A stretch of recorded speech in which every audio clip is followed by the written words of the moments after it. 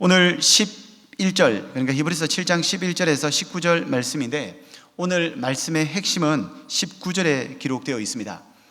19절 후반부에 보면 이런 기록이 있습니다. 이것으로 우리가 하나님께 가까이 가느니라. 오늘 말씀의 핵심은 하나님께 가까이 간다는 것입니다. 여러분, 우리가 어떻게 하나님께 가까이 갈 수 있을까요? 여러분들은 하나님께 가까이 나아가기 위해서 어떤 신앙, 행동, 행위, 생활을 하십니까? 하나님을 볼 수도 없고 만질 수도 없고 우리의 육성의 귀로 그분의 음성을 들을 수도 없는 하나님이신데, 어떻게 우리가 그 하나님을 만나고 어떻게 하나님 앞에 가까이 나아갈 수 있습니까?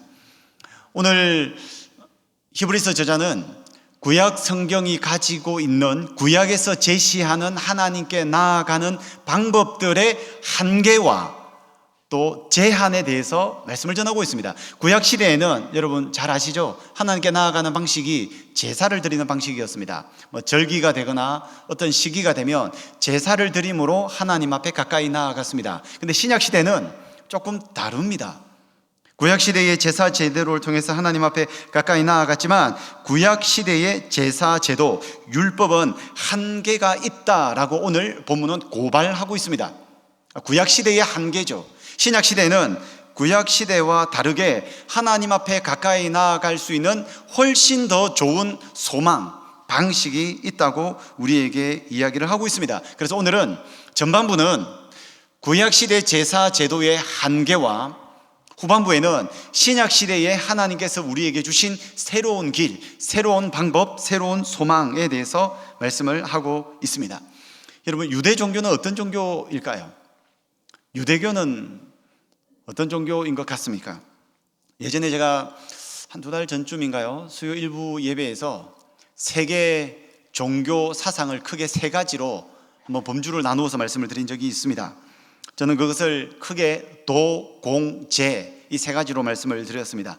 종교는 세상에 너무너무 많지만 그 종교들이 추구하는 중요한 가치, 또 종교의 행위들을 모아보면 세 가지 정도로 정리가 되는 것 같아요.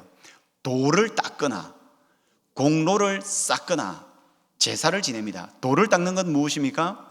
도는 길도입니다. 길도. 길을 제대로 발견하기 위해서 도를 닦는 거예요. 산속에 들어가든 동굴 속에 들어가든 가족과 떨어져서 살든 또는 가족과 함께 있든 어떤 형태로든지 간에 깊은 묵상의 세계를 통하여서 길을 발견한다는 것입니다. 이런 길을 발견하기 위해서 도 닦은 분들이 우리 주변에 굉장히 많습니다. 공을 쌓는 것은 무엇입니까? 신의 진노를 달래기 위해서 신이 좋아할 만한 업적을 이 세상 속에서 쌓아가는 거예요. 그러면 내가 행한 좋은 업적으로 인해서 신이 나를 보고 좀 좋게 여기면서 나에게 진노를 내리지 않을 것이다 라고 해서 공을 쌓는 것입니다. 여러분, 수능철이 되면 왜 불상 앞에 가가지고 매일마다 108배를 합니까? 100배를 하고 1000배를 하고 3000배를 하고 100일 작정 엎드리면서 그렇게 절을 하지 않습니까? 그 이유가 뭡니까? 공을 쌓는 겁니다. 공을 이만큼 쌓았으니 그 공에 대한 응답으로 우리 자식 시험을 좀 잘 칠 수 있게 해달라는 전형적인 공을 쌓는 종교들이 세상에 많이 있습니다. 세 번째, 제사입니다. 요즘은 이 제사를 좀 적게 드리지만 과거에만 해도 제사 지내는 종교가 굉장히 많았죠. 짐승을 잡아서 피를 뿌리며 제사를 지내면서 짐승이 나 대신해서 대속한다라고 해서 이런 제사 제도를 지냈습니다. 이렇게 세상의 종교들은 도, 공, 제 세 가지 범주에 들어가는데, 유대교는 도, 공, 제 중에서 저는 공과 제 이 두 가지에 해당된다고 생각합니다. 일단 전형적으로 유대교는 제사 종교죠. 구약의 제사에 대해서 얼마나 많은 내용들이 기록되어 있습니까? 우리가 잘 이해하지 못하는 제사법이 얼마나 많이 기록되어 있습니까? 이 제사가 무엇입니까? 하나님께 가까이 나아가기 위해서 하나님께서 우리에게 제시해 준 제사 제도였습니다. 그러니까 유대교는 철저한 제사의식을 통하여 하나님께 가까이 나아간다고 믿는 그런 종교입니다. 동시에 공을 쌓죠. 어떤 공을 쌓습니까? 율법을 철저하게 지킵니다.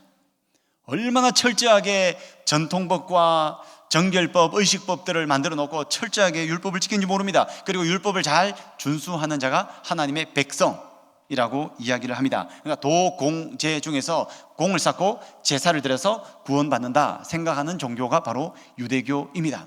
근데 오늘 히브리서 저자는 이 유대교가 가지고 있는 구원론, 구원관, 이것이 틀렸다고 이야기합니다. 왜냐하면요, 도공제를 한꺼번에 이루신 분이 바로 우리 예수님이십니다.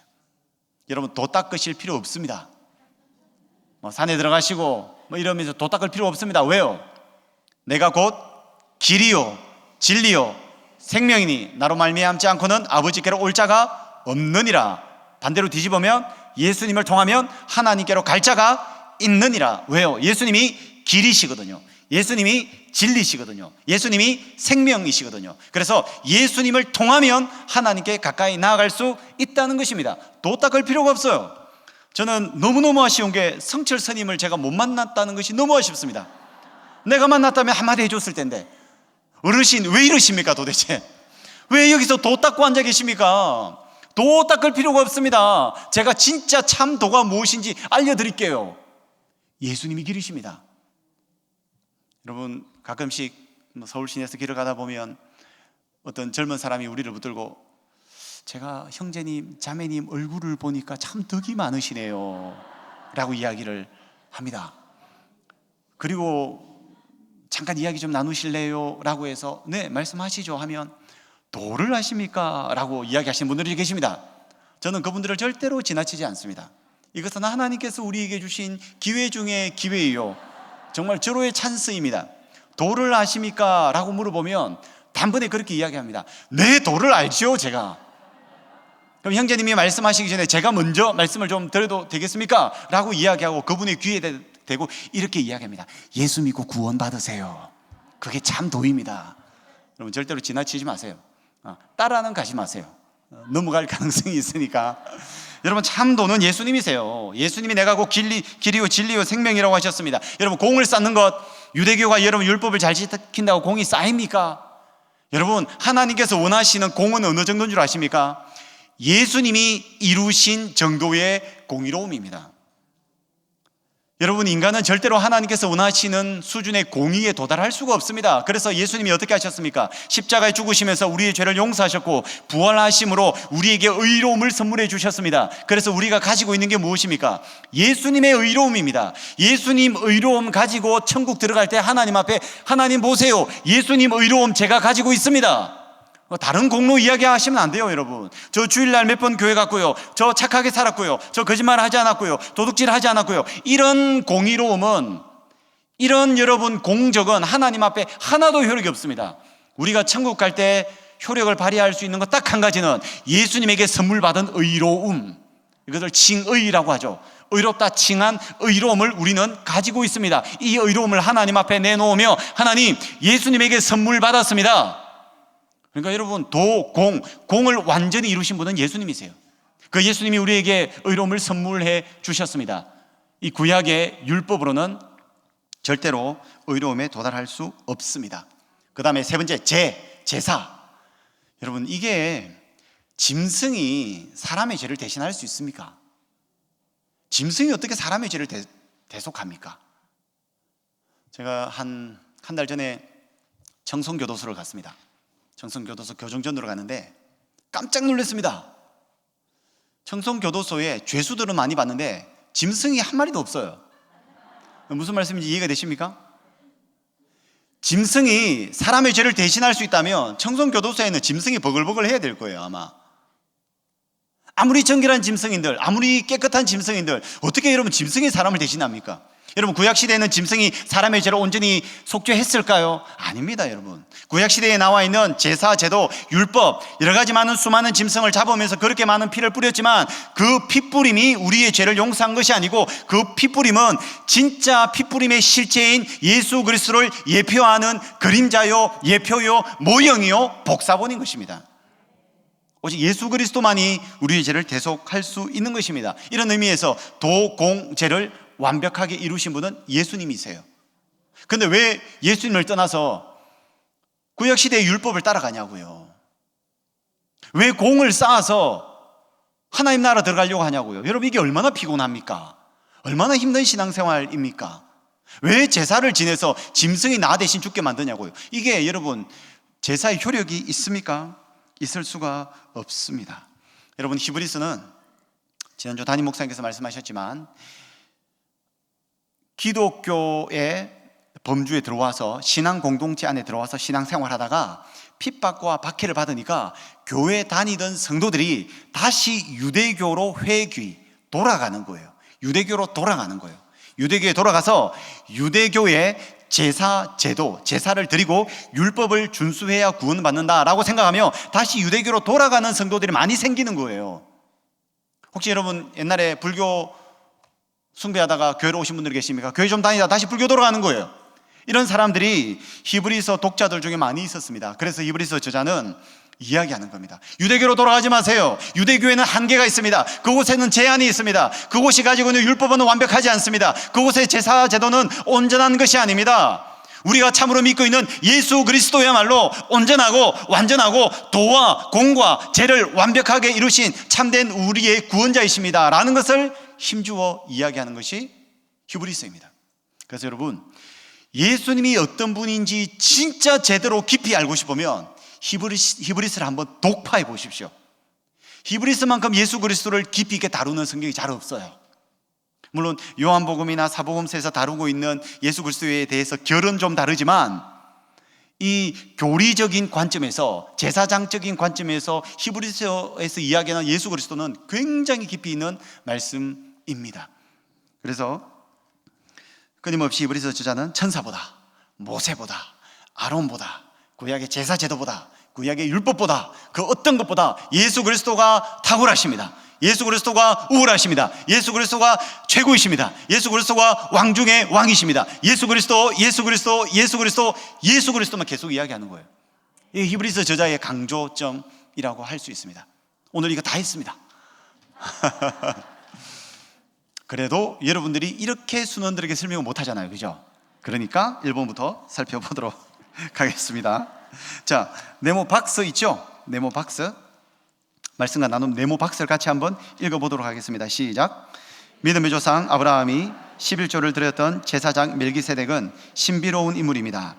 그는 율법이 제사장의 직분을 제정하기도 전에 이미 제사장이었습니다. 성경은 그의 족보나 부모에 대해서 또한 삶과 죽음에 대해서 전혀 밝히지 않습니다. 이것은 곧 그의 제사장 직분이 율법이나 혈통에 의해서 세워진 것이 아니라 하나님의 뜻으로 세워진 영원한 직분임을 의미합니다. 그런 측면에서 멜기세덱은 그리스도를 예표합니다. 여러분 멜기세덱이 누구일까요? 멜기세덱 알 수 없는 신비로운 인물입니다.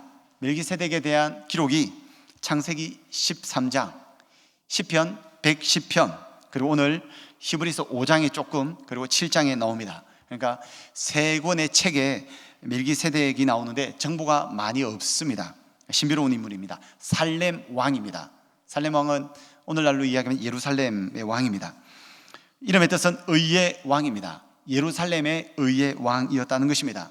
직분은 대제사장이면서 동시에 왕이었습니다. 여러분 구약 시대의 이스라엘 백성들을 보면 왕은 유대 지파에서 나왔고, 물론 이제 남유다를 이야기하는 겁니다. 왕은 유다 지파에서 나왔고 제사장은 레위 지파에서 나왔습니다. 그래서 제사장과 왕이 동시에 될 수는 없습니다. 동시에 이 일을 감당할 수는 없습니다. 왕은 왕이고 제사장은 제사장입니다. 그런데 멜기세덱은 대제사장이면서 동시에 왕입니다. 여러분 제사장이면서 동시에 왕이신 한 분이 생각나지 않습니까? 바로 예수 그리스도입니다. 정답을 말씀드리면 멜기세덱은 신비로운 인물인데 예수 그리스도를 예표하는 전형적인 대제사장이라고 할 수 있습니다. 아버지가 없습니다.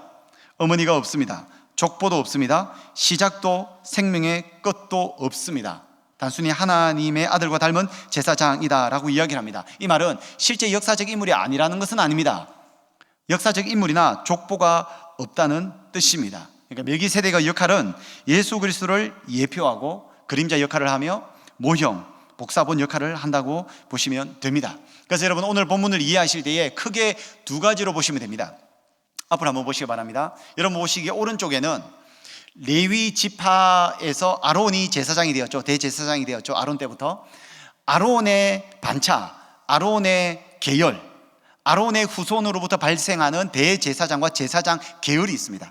여러분 오른쪽에, 그러니까 이스라엘 백성들에게 있어서 제사제도 제사장은 아론의 계열에서 전부 다 이것을 추구했습니다. 근데 오늘 성경 본문에서는 아론의 반차, 아론의 계열이 아닌 멜기세덱의 반차, 멜기세덱 계열의 제사장이 있었다고 이야기합니다. 이 제사장은 놀랍게도 모세의 율법에서 제사장 제도가 존재하기 500년 이전부터 성경에 기록된 대제사장이 있었다고 이야기를 합니다. 이 멜기세덱의 반차, 멜기세덱 계열로 오신 영원한 대제사장이 한 분 계신데 그분이 누구이실까요? 예수 그리스도라는 거예요. 그러니까 아론의 반차의 구약시대 이스라엘의 제사장 제도가 있고 멜기세덱 계열의 예수 그리스도 대제사장 두 반차의 계열이 있다고 오늘 성경에서는 이야기를 하고 있습니다. 그러면서 이 두 반차, 두 족보를 계속해서 비교 대조합니다. 자, 1번 한번 읽어볼까요? 제가 읽습니다. 예수님은 멜기세덱의 반차를 따라 세워진 제사장이십니다. 괄호 1번 여러분 한번 읽어주세요.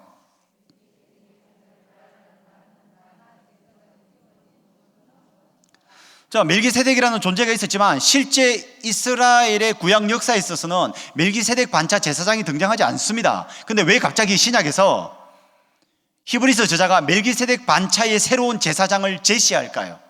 이유가 뭘까요? 11절에 정답이 있는데요, 원래 구약 시대에 가지고 있는 제사 제도, 그 제사장들에게서는 온전함을 얻을 수 없기 때문입니다. 여기서 여러분 온전함이 뭘까요? 거룩하고 정결하고 하나님 앞에 가까이 나아갈 수 있는 자격을 얻는다는 의미입니다. 이게 온전함입니다. 이게 아론의 계열로부터는 이 온전함을 누릴 수 없다는 겁니다. 더 쉽게 이야기하면 아론의 계열의 제사장과 제사 제도를 통해서는 구원에 이를 수 없다는 거예요. 공을 쌓고 제사를 지내는 구약식 방식으로는 하나님께 가까이 나아갈 수 없고 구원받을 수 없다는 것입니다. 구원을 받을 수 없기 때문에 히브리서 저자가 새로운 한 계열의 새로운 대제사장직을 이야기합니다. 그 사람이 바로 멜기세덱이고 그분의 뒤에 오신 분이 바로 예수 그리스도라는 겁니다. 예수 그리스도를 통하여서 하나님께 가까이 나아갈 수 있다는 것입니다. 예수 그리스도를 통하여서 구원을 받을 수 있다는 것입니다. 그것을 19절에서 결정적으로 이야기합니다. 우리 성경 19절 말씀 같이 한번 읽어볼까요? 19절 말씀입니다. 시작.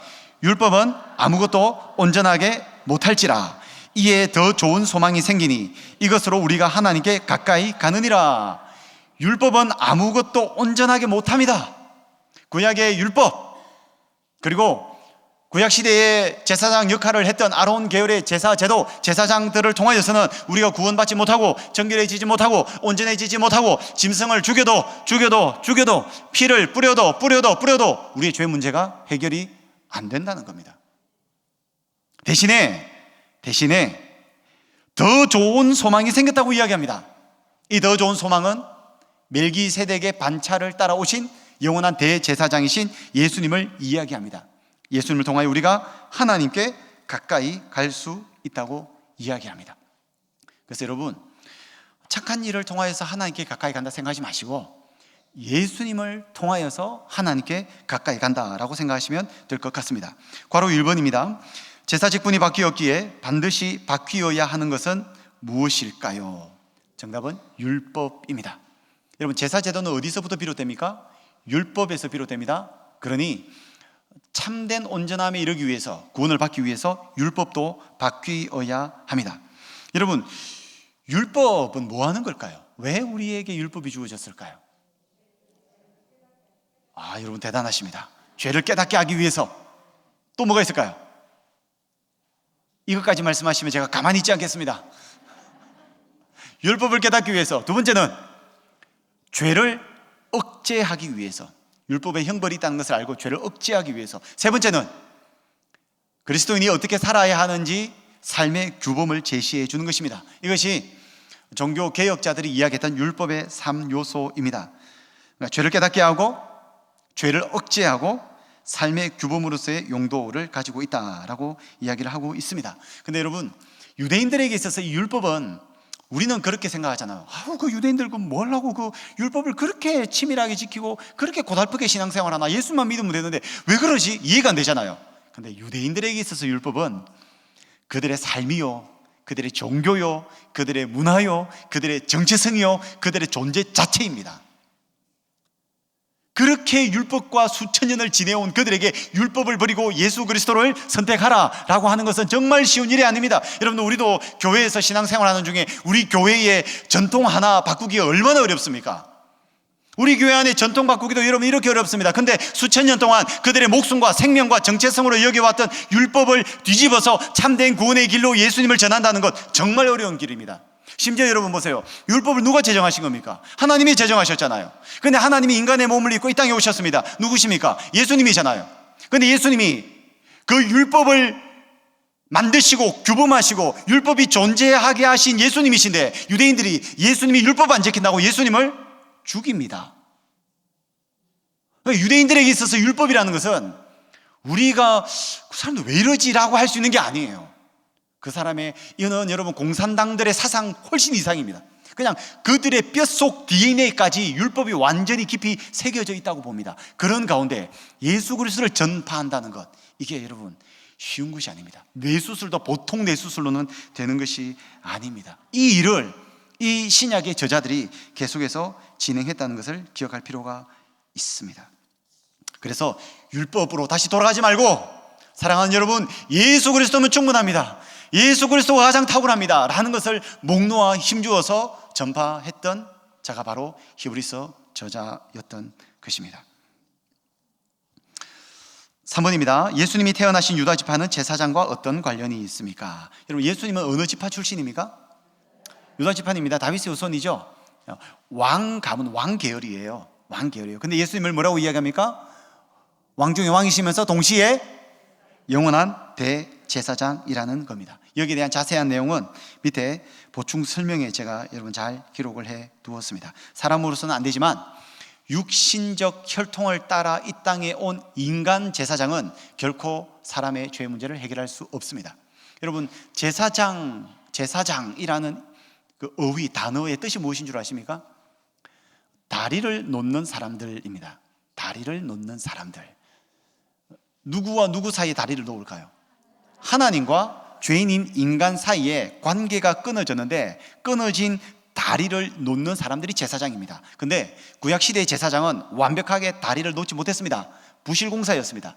다리가 온전할 수가 없습니다. 그 다리를 건너서 하나님께 가까이 나아갈 수가 없습니다. 하지만 굳건한, 견고한, 무너지지 않는 완벽한 다리를 놓으신 한 분 대제사장이 계신데, 그분이 누구십니까? 예수 그리스도입니다. 그러니까 예수 그리스도를 통해서, 예수 그리스도를 지나여서 하나님께 가까이 나아갈 수 있다는 것입니다. 여러분, 어떤 제사장을 신뢰하시겠습니까? 당연히 예수 그리스도라고 이야기할 수 있는 겁니다. 나눔 1번입니다. 제사장 직분을 레위 집안에 국한한 율법은 예수님이 오시기 전까지만 필요했던 임시 방편이었기 때문에 바뀌었습니다. 성경엔 일시적인 것과 영원한 것이 있습니다. 혹시 영원하고 본질적인 것은 등한시하고 일시적이고 비본질적인 것에 매달리지 않는지 돌아보고 그 둘을 어떻게 분별해야 할지 의논해 봅시다. 의논하지 마시기 바랍니다. 이거 뭐 의논해서 뭐 하려고요? 이거 뭐 하려고 구분을 합니까? 구분할 필요 없습니다. 예, 그냥 이거 이야기하시면 됩니다. 여러분들이 일시적이고 임시적이고 지나가는 비본질적인 것에 목숨을 거느라 신앙을 소홀히 하는 영역을 나눠보시면 됩니다. 예, 분명히 있을 겁니다. 지나친 걱정으로 통하여서 불신을 스스로 만드시는 분들이 있습니다. 걱정하는 것이 걱정인 분들이 있습니다. 예, 그럴 필요가 전혀 없습니다. 걱정할 필요가 하나도 없는데 걱정을 하십니다. 비본질적인 것, 예, 이런 거 붙드는 것이 아니라 본질적인 것을 붙드는 것이 그리스도인들의 삶이라고 할 수 있습니다. 요즘 한국 사회에 보면 가장 중요한 준비가 노후 준비인 것 같습니다. 근데 저는 늘 이야기합니다. 노후 준비보다 훨씬 더 중요한 것이 사후 준비입니다. 저는 개인적으로 천국에서의 상급 심판이 있다고 믿는 사람입니다. 상급 심판이 있다고 믿는 사람으로서 여러분, 우리는 사후 준비가 중요합니다. 근데 아무도 사후 준비는 안 하는 것 같아요.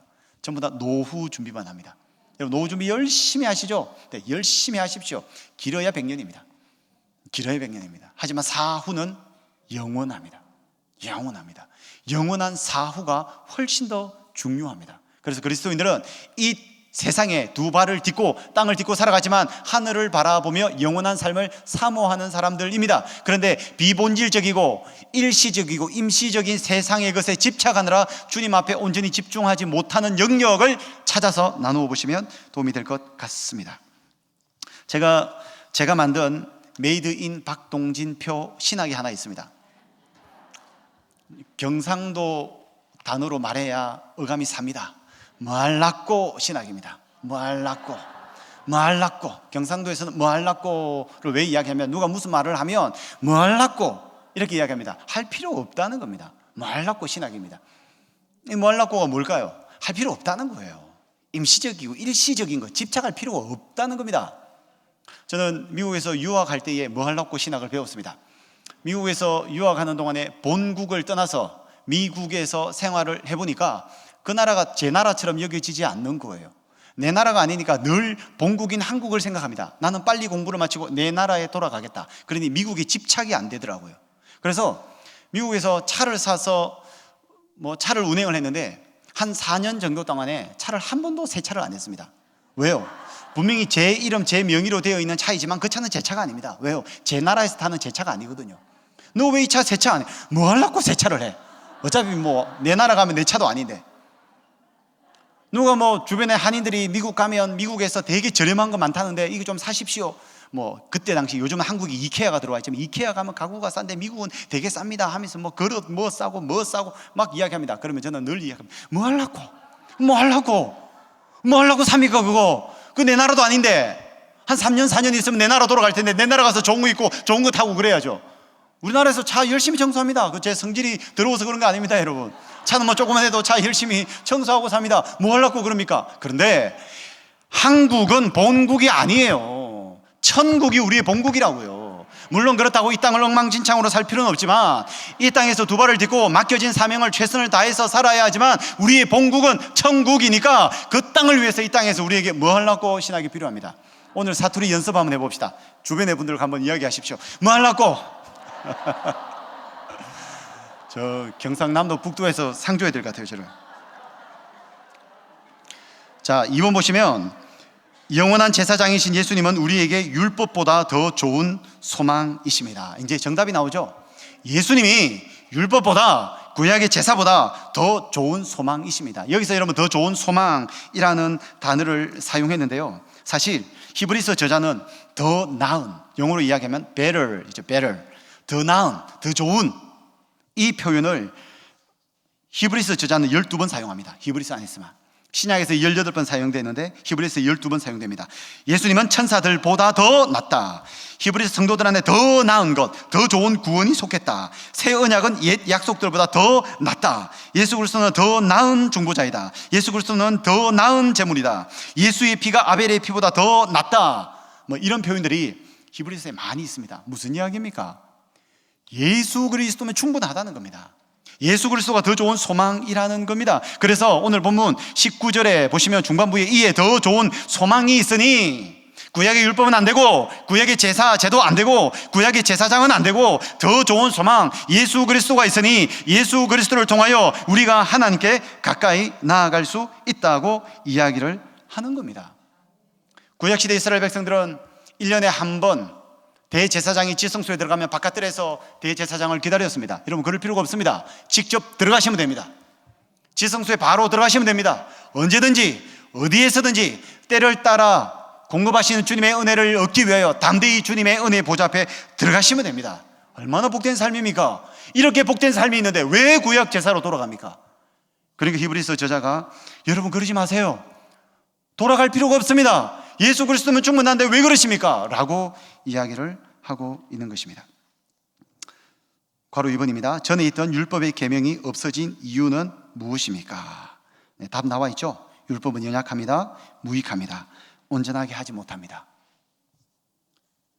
괄호 3번입니다. 그리스도로 인해 생겨난 더 좋은 구원의 소망이 우리에게 이루는 일은 무엇입니까? 하나님께 가까이 나아가게 합니다. 율법은 한계가 있습니다. 제사제도도 한계가 있습니다.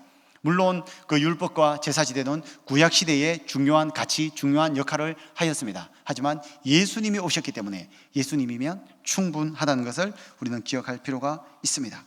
자, 여러분 나눔 2번과 나눔 3번은 참고하셔서 살펴보면 되고요. 영원한 삶을 사모하자라는 이러한 이야기입니다. 제가 앞서서 나눔 질문에 대한 내용을 이야기했던 것처럼 영원한 삶을 소망하는 그리스도인의 삶을 살기 위해서 순원들과 함께 일시적인 것이 아닌 영원한 것을 소망하고 함께 나눌 수 있는 시간이 되시기를 예수님의 이름으로 축복합니다. 기도하겠습니다.